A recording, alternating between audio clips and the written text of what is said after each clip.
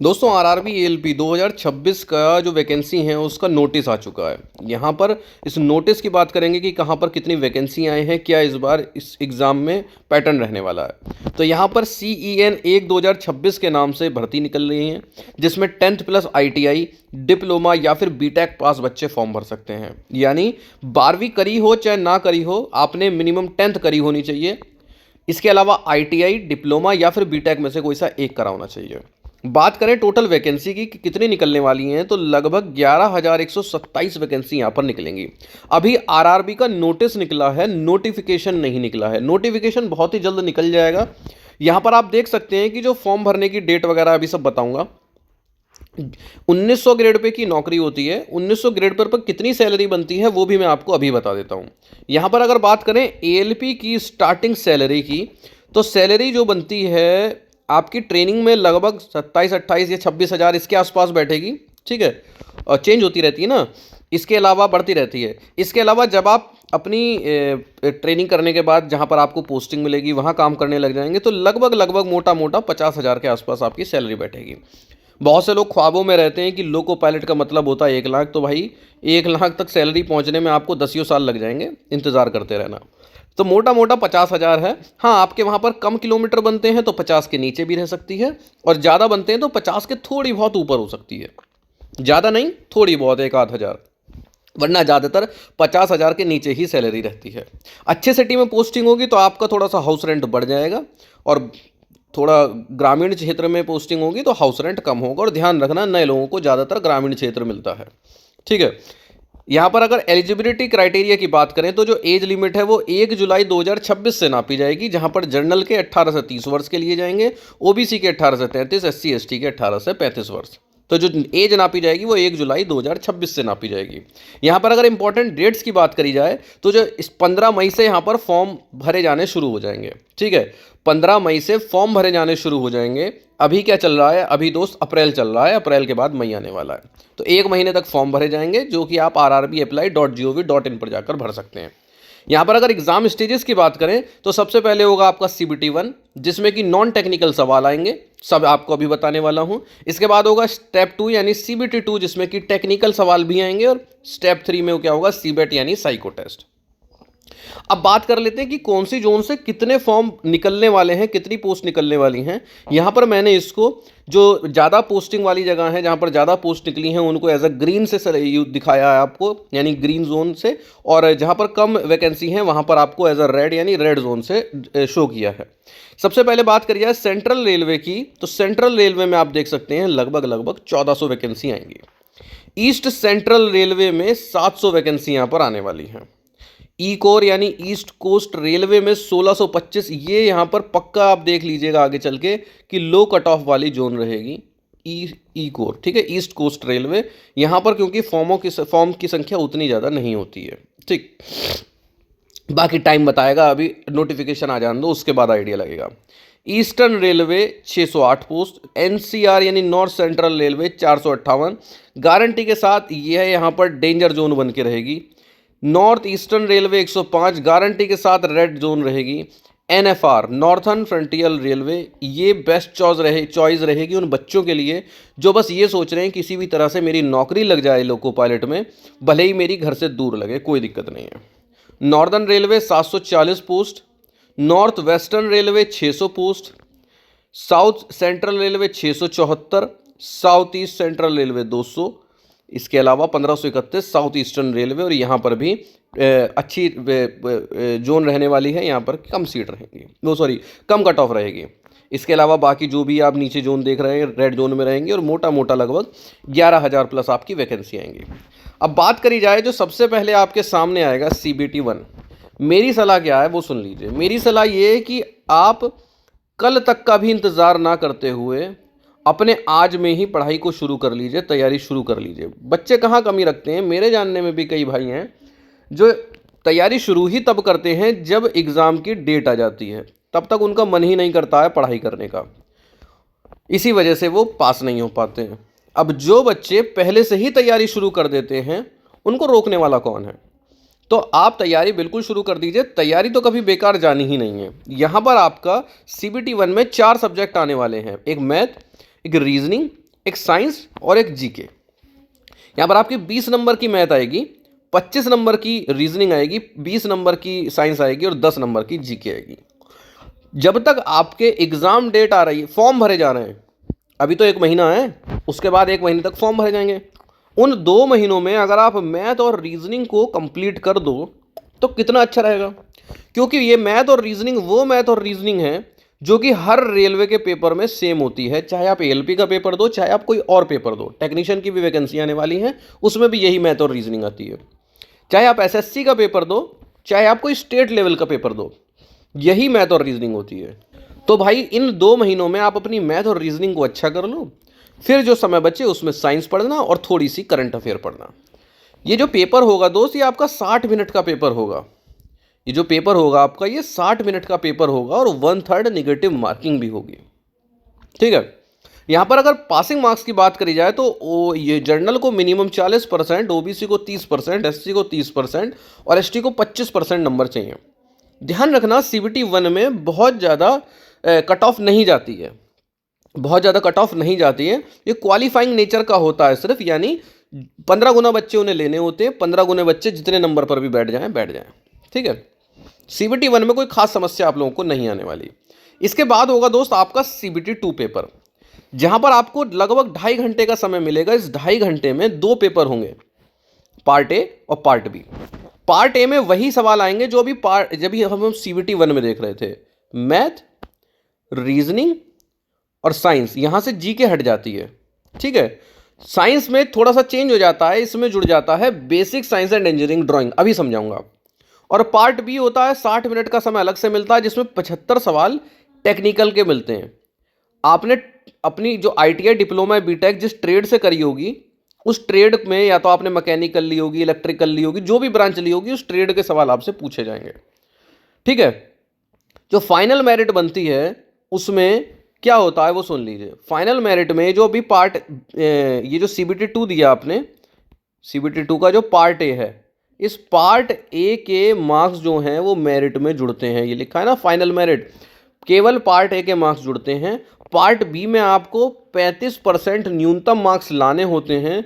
35% marks होते हैं 75 में से, लगभग आप 27 नंबर ले आइए या 27 प्लस ले आइए, आप पास हो जाएंगे। जो इस पार्ट बी में पास होते हैं उन्हीं बच्चों को आगे भेजा जाता है, यानी वही पास माने जाते हैं। तो इसका मतलब है पार्ट बी में पास होना जरूरी है, परंतु मेरिट में पार्ट ए के नंबर जुड़ेंगे। पार्ट बी में फेल हो गए अगर आप, तो फिर पार्ट ए में कितना भी अच्छा कर लो, आप फेल ही माने जाएंगे।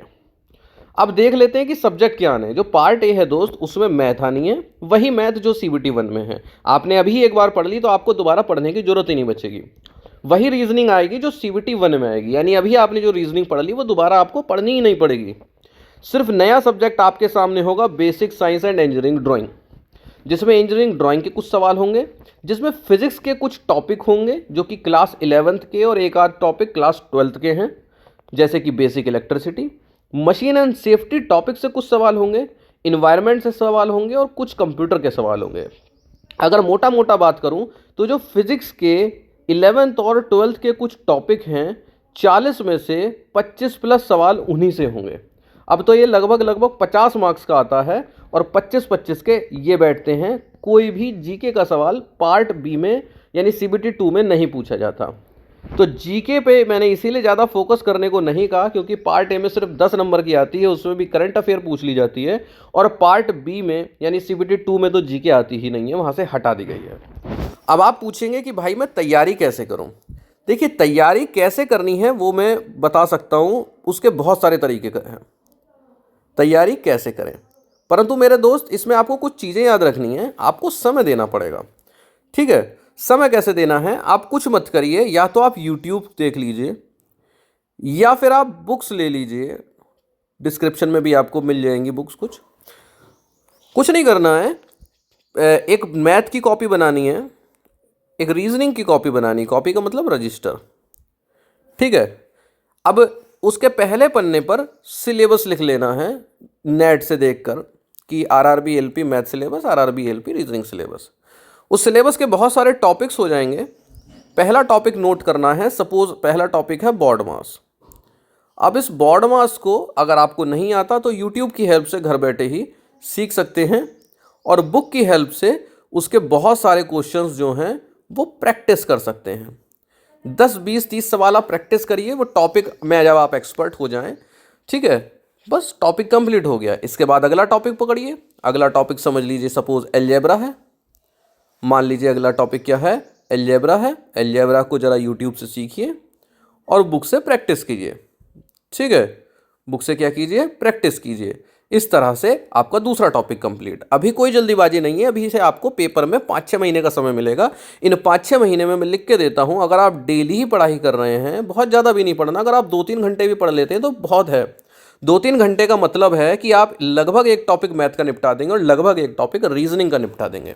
और टॉपिकों की संख्या 20 से 25 के बीच में, यानी एक महीने में आप मैथ और रीजनिंग कंप्लीट कर लेंगे।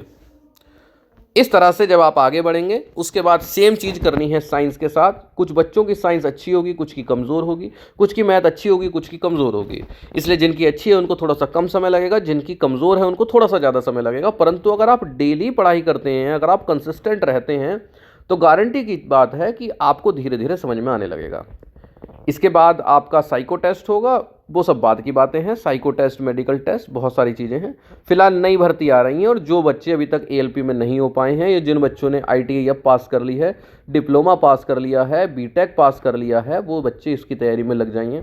अब आप पूछेंगे कि ये जॉब कैसी है, वो भी मैं आपको इस वीडियो में बता देता हूँ। अगर कोई इतनी लास्ट तक वीडियो देखते हुए आया है तो मैं बता भी देता हूँ कि ये जॉब जो है वो कैसी है।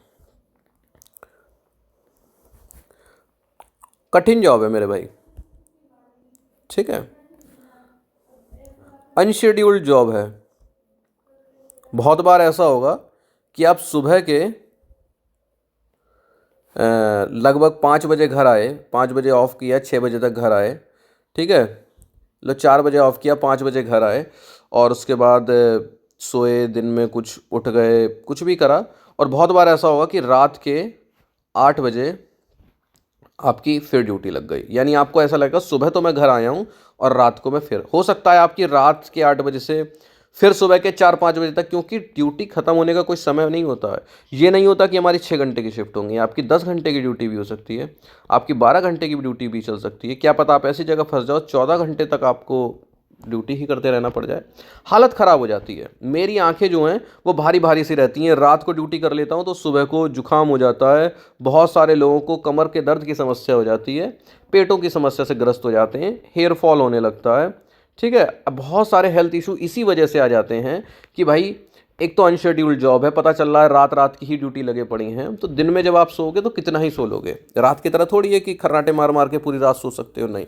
इस तरह की बहुत सारी समस्या आती हैं, ठीक है। परंतु आपको मेडिकल फैसिलिटी मिलती है। अगर आपके फादर नहीं है तो आपके मदर को भी मिलेगी, अगर आपके फादर हैं तो फिर मदर फादर दोनों को ही नहीं मिलेगी। बाकी आपके वाइफ और बच्चों को मेडिकल फैसिलिटी मिलेगी, ठीक है। इसके अलावा थोड़ा बहुत आना जाना फ्री हो जाता है, परंतु मैं समझता हूँ ये सब बहुत छोटी मोटी चीज़ें, आदमी इसमें खुश हुआ रहता है। बल्कि मतलब जॉब आदमी की ऐसी होनी चाहिए कि वो इतने इंडिपेंडेंट हो कि जब उसको जाना हो अपना टिकट का है चला जाए, इन छोटी छोटी चीज़ों पर डिपेंड रह के खुश ना हो कि देखो मेरे तो आना जाना फ्री है, ठीक है। कोई बात नहीं, वो बाद की बात है। फिलहाल आपको मेडिकल फैसिलिटी मिलेगी, जो कि आज के ज़माने में एक ज़रूरी चीज़ है, ठीक है। ये बात मैं मानता हूँ कि मेडिकल फैसिलिटी की इंपॉर्टेंट चीज़ है। परंतु अगर आपके पिता हैं तो आप ये समझ लीजिए कि ना आपकी माता को मेडिकल फैसिलिटी मिलेगी रेलवे की तरफ से, ना आपके पिता को मेडिकल फैसिलिटी मिलेगी रेलवे की तरफ से, जो कि एक बहुत ही गलत चीज़ है। अगर आपके पिता एक्सपायर हो रखे हैं तब आपकी माता को मिलेगी, वो भी अगर वो वर्किंग नहीं है, आपके ऊपर डिपेंडेंट हैं तो। और अगर आपकी माता नहीं है तो पिता को नहीं मिलेगी। मतलब उनके नज़र में अगर आपके पिता हैं तो फिर आप एक संपन्न हैं, फिर आपको उनको मेडिकल फैसिलिटी नहीं देनी है, ये हाल है, ठीक है। इसके अलावा आप महसूस करेंगे कि थोड़ा बहुत छुट्टियों की समस्या पड़ेगी। कुल मिला के आप एक तरफ से रेलवे में आने के बाद अपने आप को रेलवे को समर्पित कर देते हैं कि लो मेरी ज़िंदगी रेलवे को समर्पित है। दिन रात त्यौहार वगैरह सब समय आप डिपेंड रहेंगे। आप 100 दिन 365 में से 364 दिन अच्छा काम कीजिए, परंतु एक दिन एक छोटी सी गलती कर दीजिए और उसी में आपको दंड दे दिया जाएगा, ठीक है। इस तरह की चीज़ें बहुत सारी रेलवे में, मतलब एक प्रेशराइज वाली जॉब बना दी गई है, ठीक है, कि गलती हुई भी ना हो तब भी आपको मतलब लपेट लिया गया। इस तरह से एक प्रेशर वाली जॉब है लोको पायलट की। बस ये है कि हाँ सैलरी थोड़ी सही है, अब वही बात है कि बहुत लोग पागल हुए रहते हैं कि भाई लोको पायलट यानी लाखों रुपए सैलरी, पर मैं आपको बता दूं मुश्किल से मुश्किल आपकी 50,000 सैलरी बनने वाली है और 1 लाख सैलरी तक पहुंचने पर हो सकता है आपको 7-8 साल मिनिमम लग जाए, 7-8 साल लग जाए तब जाकर आपकी 1 लाख सैलरी बैठे। परंतु अगर यही बात करें स्टेशन मास्टर की, यही बात करें जूनियर इंजीनियर की, यही बात करें ट्रेन मैनेजर की और इस तरह की पोस्ट की, तो लगभग इनकी सैलरी शुरुआत में ही 80,000 के आसपास होती है और बहुत ही जल्दी इनकी 1 लाख पहुंच भी जाती है। तो इस ख्वाब में मत रहा करो सिर्फ रील देख देख कर कि लोको पायलट का मतलब 1 लाख रुपए सैलरी या 1.5 लाख रुपए सैलरी। अब वीडियो को मैं यहाँ पर एंड करता हूँ। जो लास्ट तक पहुँचे होंगे देखते हुए उन्हें थोड़ा सा ये रियलिटी की बात पता चली होगी कि आखिर रियलिटी होती क्या है।